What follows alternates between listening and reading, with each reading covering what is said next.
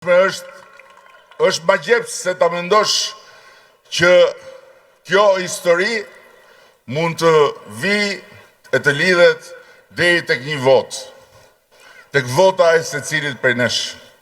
Që kjo histori mund të vi dhe të kërkoj që ne të bashkojmë duart tona, që ne të kapërcejmë hendeqet mes nesh, që ne të mos shohim majtas e djathtas, po të shohim vetëm drejt, dhe që duke i bashkuar votat tona si një mishërim i vullnetit ton të përbashkët, ne t'i japim një shtys shumë fort Shqipërisë. T'i japim Shqipërisë një fuqi të re për të përmbushur objektivin e mbylljes së negociatave me Bashkimin Evropian, për të nënshkruar marrëveshjen brenda 2027-s dhe për ta çuar Shqipërinë zonjë në sallonin e madh të asaj të shtëpie brenda kësaj dekade. Kjo është e jashtëzakonshme, ashtu si kundër vetë historia është e jashtëzakonshme kur ajo bëhet në sytë e njerëzve, por ama nga ana tjetër janë njerëzit e zakonshëm që janë një forcë e patjetërsueshme, e pazëvendësueshme për ta bërë historinë. Njerëzit e zakonshëm sot kanë në dorë të bëjnë një gjë të jashtëzakonshme dhe është vetëm një ditë votimi. Është vetëm një flet votimi. Është vetëm një vullnet për të votuar. Kemi votuar tani më shumë herë. Nuk qëllon që zgjedhjet për qeverinë e ardhshme apo për kryetarin e ardhshëm të bashkisë apo këshillin e ardhshëm bashkiak të përkojnë edhe me historinë. Qëllon shumë rrallë. Mund mos qëllonte asnjëherë. Por ja që është e dyta herë që historia dhe zgjedhjet për një qeveri të radhës bashkohen me njëra tjetrën.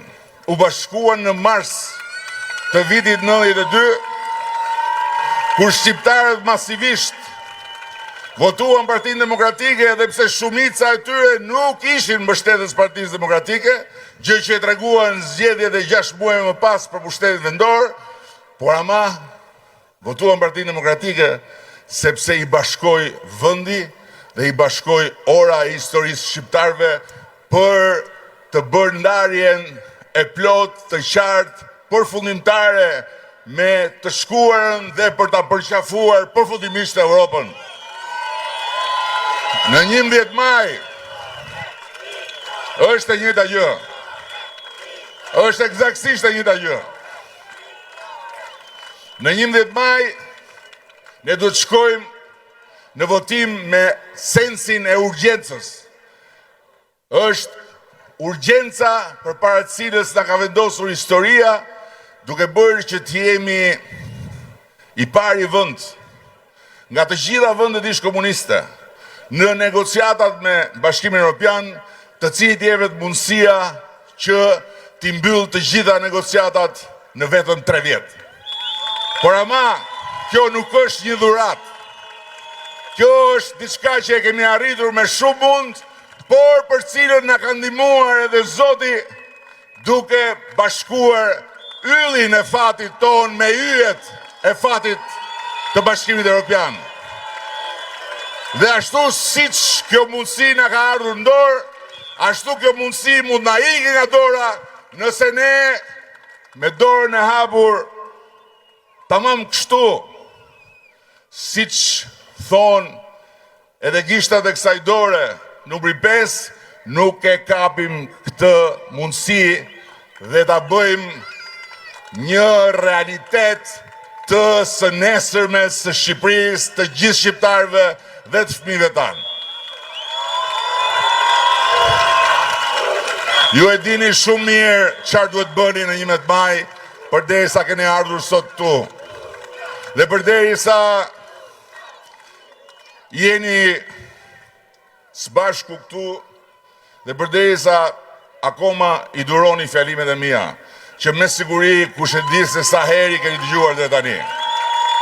Por ajo që duhet bërë deri në 11 maj nuk është thjesht që të prisni, që të vi momenti dhe të shkoni të votoni, por që çdo moment deri në atë moment ta shfrytëzoni për të bërë të tjerë me vete.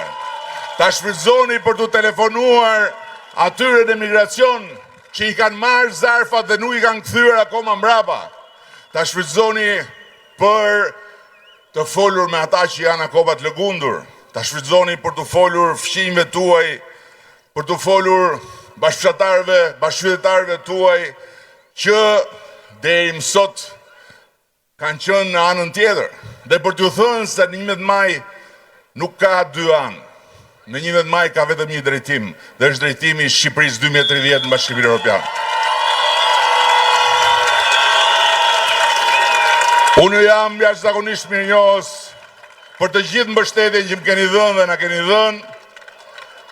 Unë kam shumë bindje që ne sot jemi më të ditur, jemi më me eksperiencë, por dua që dhe ju të keni bindjen që ne sot jemi më të vendosur se asnjëherë për ta çuar deri në fund misionin tonë.